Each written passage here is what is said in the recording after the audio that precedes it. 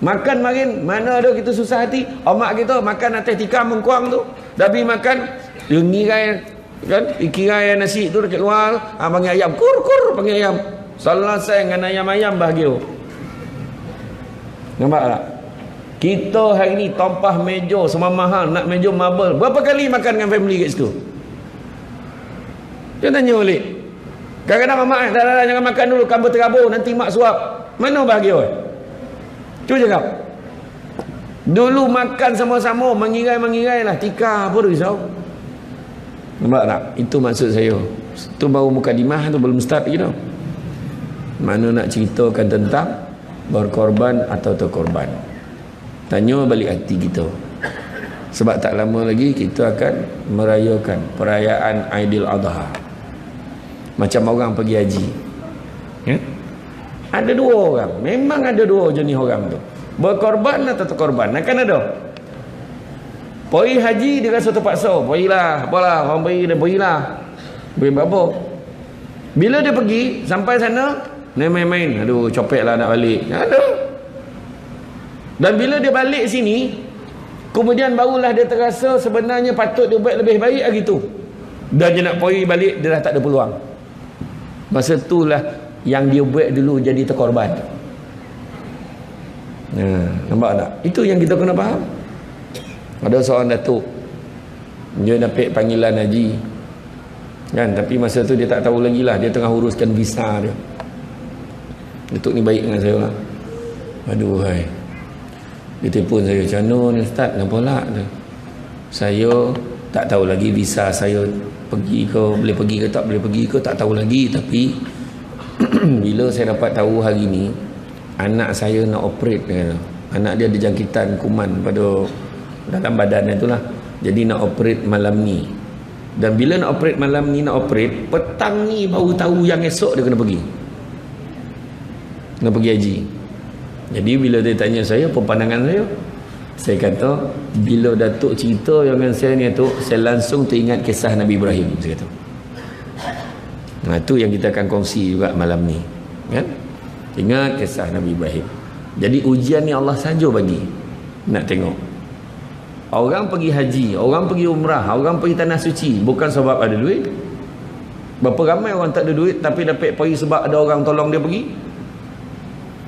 Berapa ramai orang tak pernah terfikir. Pernah ada seorang driver taksi, dia hantar barang sekali, dia hantar barang dekat satu, dia hantar kat airport, dia jumpa dengan pegawai Qatar Airlines. Pegawai Qatar Airlines dia tanya, "Pakcik tak nak pergi Makkah ke?" "Memanglah nak, tapi lah belum ada rezeki." "Pakcik bawa gambar pasport Pak Keping sini." "Kenapa lah? Bawa je lah." Lepas tu dia bawa gambar Pak Keping. "Apa ni?" "Pakcik tunggu je lah." Budak tu cakap tak ada elok tu, biasa je cakap. 2-3 hari tu dapat surat sampai rumah dia, Qatar Airlines offer dia pergi haji. Nah, dia driver taksi, dia tak fikir, dia rasa tak tahulah bila nak pergi. Memang tak tahu. Sebab rupanya budak tu kota dia dah bagi mak ayah, saudara mara semua dia dah bagi. Sudah je nak bagi siapa? Sudah nampak pakcik tu datang, dia bagi pakcik tu. Rezeki Allah bagi. Nak cakap apa? Kan? Ada satu hamba Allah.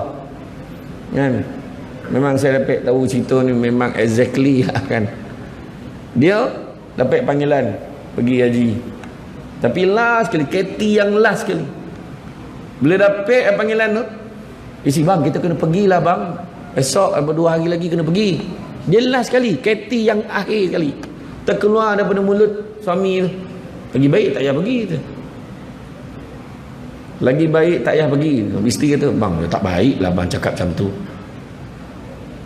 Lepas tu pergilah, naik kapal terbang sampai ke tanah suci, turun tangga kapal terbang tu, pijak je kaki ke tanah suci tu, zap, tumbang, koma, langsung tak sadar. Hampir-hampir tu korban kat situ. Lepas tu bini pun nangis lah, apa bang cakap itu, apa bang cakap, bawa usung jugalah, bawa buat mana yang boleh ya. Selang beberapa hari dah selesai tu, naik kapal terbang balik Malaysia balik. Sampai Malaysia, ambil keputusan bawa balik rumah tu. Sampai rumah sadar tak sakit apa. Menangis menyesal. Tu kisah benar bukan kata buat-buat cerita. Kalau tanya Ustaz Daud Cik Ngah lagi banyak cerita. Tanya dia. Sampai buat buku. Kan? Memang betul. Hakikat benda ni dalam dunia ni kan, itu sebab duyufur rahman ni jadi tetamu Allah pergi ni bukan sebab kita ada duit. Ada orang ada duit tak lepas-lepas pergi, tak tahu kenapa. Mula lawan cakap tak apa sako tak boleh pergi tu kan. Kan? Macam-macam bantang nak pergi tak aduh ya kan. Itu. Doa kan, minta Allah apa lorongkan dapat kita pergi. Itu sebab minta kalau kita yakin sebab duit salah. Minta kena yakin dengan Allah baru boleh bagi kita pergi. Macam tu ya. Makan marin mana ada kita susah hati. Omak kita makan atas tikam mengkuang tu. Dah pergi makan dia ngirai kan, ikirai nasi tu dekat luar, panggil ayam kur panggil ayam. Selesai dengan ayam-ayam bahagia. Nampak tak? Kita hari ni tompah meja semua mahal, nak meja marble. Berapa kali makan dengan family kat situ? Dia tanya balik. Kadang-kadang mak dah jangan makan dulu, kamu terabur nanti mak suap. Mana bahagia? Cuba cakap. Dulu makan sama-sama, mengirai lah, tikar apa risau. Nampak tak? Itu maksud saya. Itu baru mukadimah tu, belum start lagi tau. Mana nak ceritakan tentang berkorban atau terkorban. Tanya balik hati kita. Sebab tak lama lagi kita akan merayakan perayaan Aidil Adha. Macam orang pergi haji. Ya? Ada dua orang. Memang ada dua jenis orang tu. Berkorban atau terkorban. Akan ada. Pergi haji dia rasa terpaksa. Pergilah. Apalah. Orang pergi dia pergilah. Pergi apa? Bila dia pergi. Sampai sana. Dia main-main. Aduh copek lah nak balik. Ada. Dan bila dia balik sini. Kemudian barulah dia terasa sebenarnya patut dia buat lebih baik lagi tu. Dan dia nak pergi balik. Dia dah tak ada peluang. Masa itulah yang dia buat dulu jadi terkorban. Nampak tak? Itu yang kita kena faham. Ada seorang datuk, dia dapat panggilan haji kan, tapi masa tu dia tak tahu lagi lah, dia tengah uruskan visa dia. Datuk ni baik dengan saya lah. Aduh hai, dia telefon saya, macam mana ni Ustaz, kenapa lah tu? Saya tak tahu lagi visa saya pergi ke, boleh pergi ke tak boleh pergi ke, tak tahu lagi. Tapi bila saya dapat tahu hari ni anak saya nak operate kan. Anak dia ada jangkitan kuman pada dalam badan itulah. Jadi nak operate malam ni. Dan bila nak operate malam ni, nak operate petang ni baru tahu yang esok dia kena pergi. Kena pergi haji. Jadi bila dia tanya saya apa pandangan saya kata bila Datuk cerita yang dengan saya ni tu, saya langsung teringat kisah Nabi Ibrahim. Saya kata. Nah, itu yang kita akan kongsi juga malam ni. Kan? Ingat kisah Nabi Ibrahim. Jadi ujian ni Allah saja bagi. Nak tengok. Orang pergi haji, orang pergi umrah, orang pergi tanah suci bukan sebab ada duit. Berapa ramai orang tak ada duit tapi dapat pergi sebab ada orang tolong dia pergi.